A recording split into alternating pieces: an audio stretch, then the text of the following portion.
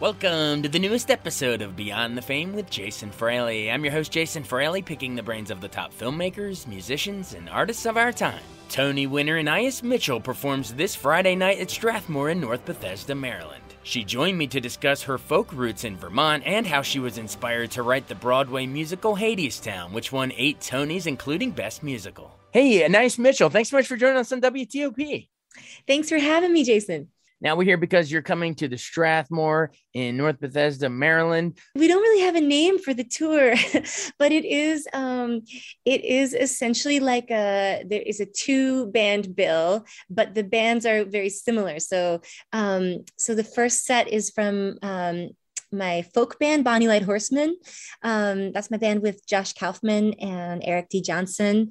And then, and also we have these players with us, JT Bates and Mike Lewis, who have played on both of our Bonnie Light Horseman records. So it's a big sort of big folk band. And then we take a break and we slightly reconfigure the stage. And then we're playing songs from my new record, which was produced by Josh and also has JT and Mike playing on it. So it's a lot of the same cast of characters, but it's different music.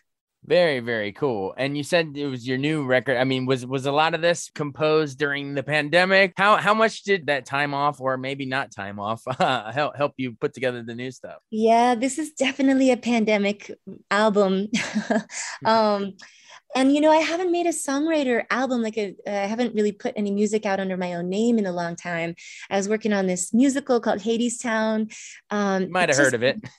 It definitely took over my creative world. And, for many years there, I was kind of just like rewriting it, trying to get it to Broadway, which it finally did land on Broadway in 2019. And then it really was, the pandemic hit New York City. I was 9 months pregnant with our second kid when New York started to feel like not a place to, give birth.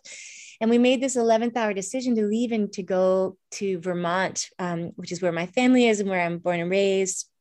Had the baby on my parents' sheep farm 1 week later. And then like everyone, we just were just in the middle of this just strange still time, the stillness of that time, and had this little infant baby, and we were in the middle of nowhere, reconnecting with nature, reconnecting with my family. And I started to write my own songs again, and that's kind of the space that all of these songs came out of. Yeah. That's great. And you mentioned Hadestown. I want to get to that. I definitely want to get to that in a second. But real quick, whenever I have an artist like yourself on, I love to sort of hear your journey. So take me back to the very beginning. I know you grew up in Vermont. How did you get into music or musical theater? At such a young age. Was there sort of like a formative thing that happened, either like a theater arts class or a music lesson? Or I want to hear the roots here. Yeah. So I grew up. My parents were like hippie back to the landers. They came from the suburbs of New Jersey, and they bought a sheep farm in Vermont. They wanted to sort of live close to the land. And I was raised with a lot of kind of stuff from that culture. I did folk music and the Rise Up Singing songbook. And I studied the violin as a little kid. And then when I was in high school, I came under the influence of a lot of really powerful female songwriters that were like happening in the 90s. It was Ani DeFranco was a big one, Tori Amos, Dar Williams.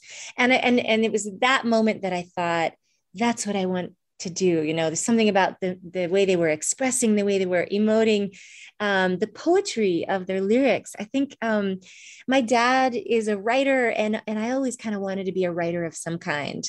And then it turned out that songs was my way of being a writer. I was not a theater kid. Now that I know what a theater kid is, I realize I was not one.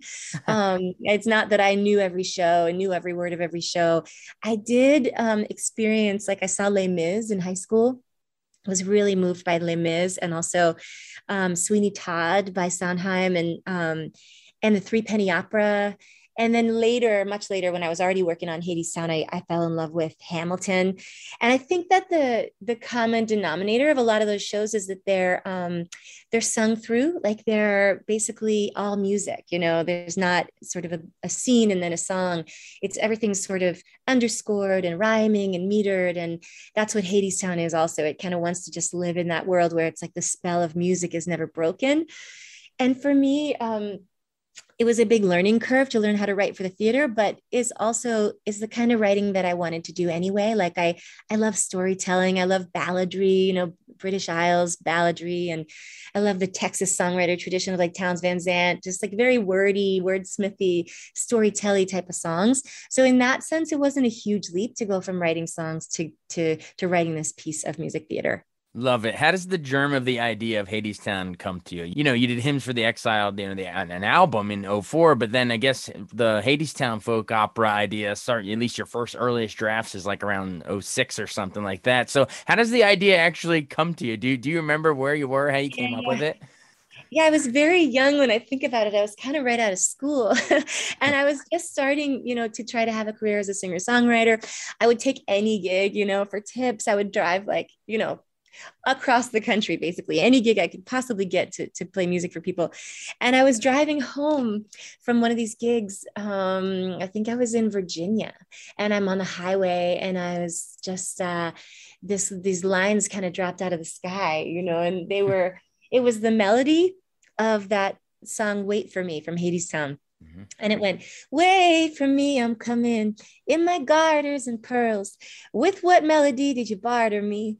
From the wicked underworld. And those lyrics never made it into the show, but they, you know, the content of them, like they seem to point the way toward the Orpheus and Eurydice myth. And that it's just like a story, a myth that I remember from when I was a kid that I always loved and, you know, made a big impression on me. And I just kind of started to follow the thread into the labyrinth.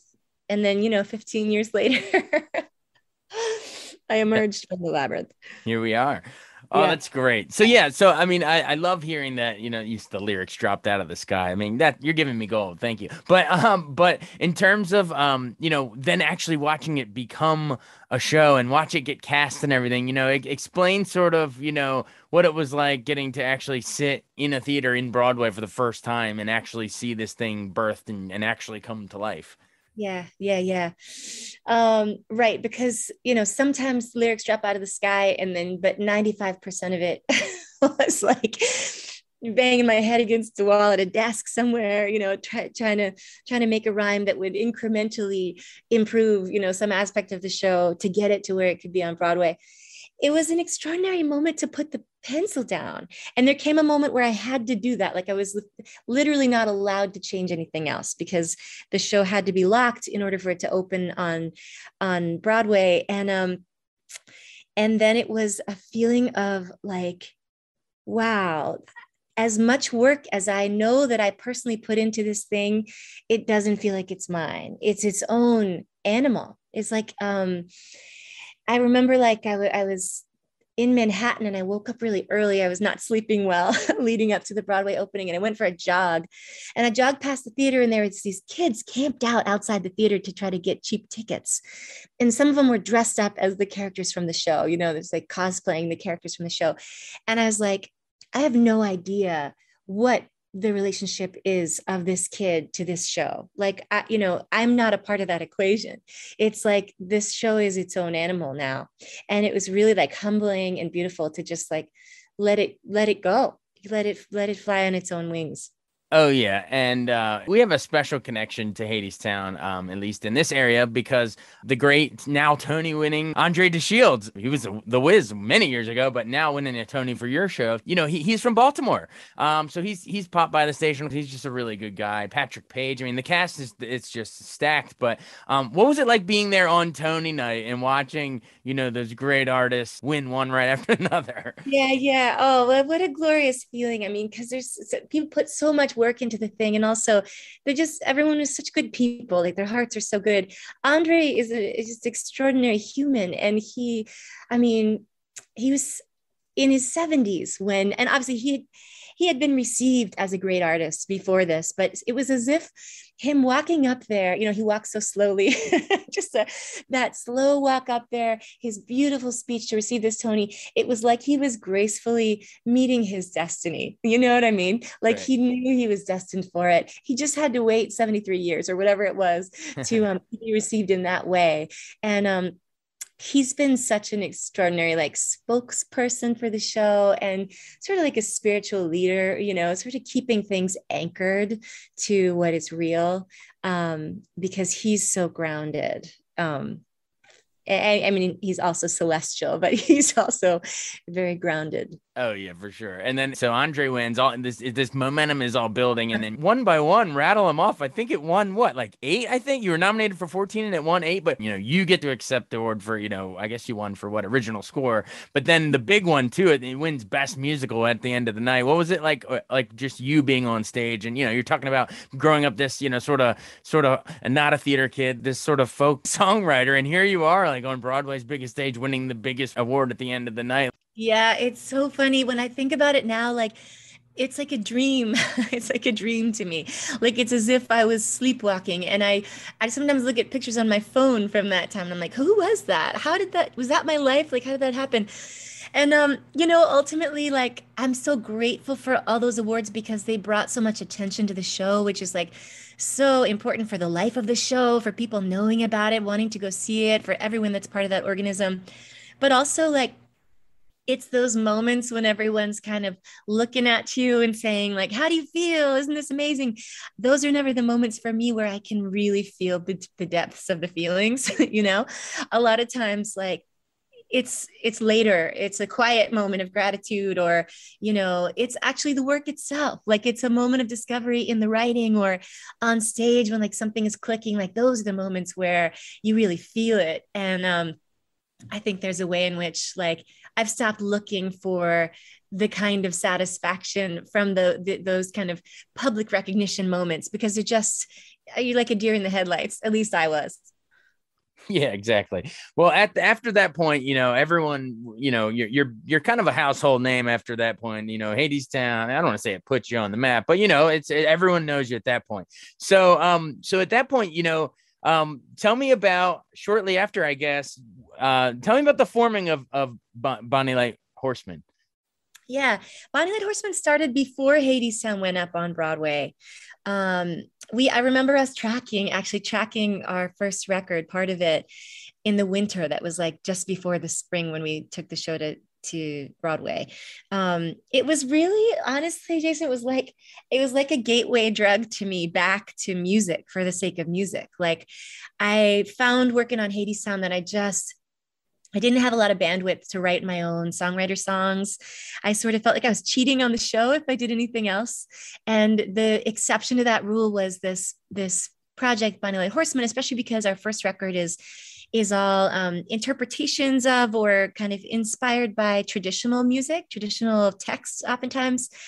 And so in that way, it felt like we didn't have to come up with the stuff from scratch. We were really like, we could make it our own, but it didn't feel like we would ever own it. It was really like drinking from a deep well, of this traditional material. And it was so sort of charmed and easy and relaxing to work on that music with those people, in contrast to the kind of pressure that I felt, trying to take the show to Broadway and really in front of so many eyes and critical eyes. And so it really was like, yeah, it was my gateway back. And then this record that I'm touring now that I just made of my own songs, I think it wouldn't have happened if not for Bonnie Light Horseman. Obviously, the producer of this album is Josh, my bandmate, and a lot of the players are the same players, and our way of working, which was really like trying to capture things live, trying to just, sort of let the process of discovery be on the record and not have everything figured out, and kind of just enjoy the kind of the ritual of being together in a room, and trying to capture that on record. Absolutely. Well, everyone will be excited to see, the music at Strathmore. But in terms of so that's the latest, on the music front. You're going to be touring these songs you wrote during the pandemic, etc. What about, what about fans of, of your Broadway musical stuff? Or is there anything else are you gonna return to that realm, after this music tour is over? Or what can we expect from you, in the pipeline? Yeah. Well, for people who might come to the show, I'll let them know that we are doing a couple Hadestown songs, which is really fun. Really fun for me to sing them. And I'm also doing one as a duet with Eric. So he gets to be Orpheus. And that's really fun. I'm really enjoying just writing songs, making records right now. It feels like right where I want to be, but I can't really, I don't like to imagine not making another musical, especially when I saw Hadestown reopen on Broadway after the long shutdown. I spent the whole first act just like blown away by the full color animal that a musical is, with the, costumes and props and staging and sets and choreography and orchestrations and all of the choices that go into a show and the extraordinary performers that bring it to life. I would love to do it again. And it just is a matter of like, I have to care 1000%, I have to care about that story 1000% because it just takes so much life force to make it happen. Yeah, well, maybe you'll be driving, to one of these concerts here, and maybe more musical lyrics will drop out of the sky again. You never know. I'll keep my net open. Keep your net open. Awesome. But for now, everyone, check out Anais Mitchell and Bonnie Light Horseman at Strathmore in Maryland on Friday, February 11th. Thanks so much for joining us. It was great getting to catch up with you. Yeah, such a pleasure. Thank you so much, Jason. All right. Talk to you later. See ya. Ciao. Thanks so much for joining us on Beyond the Fame with Jason Fraley. Remember to hit the subscribe button and give us a 5-star rating if you like what you hear. We'll see you next time.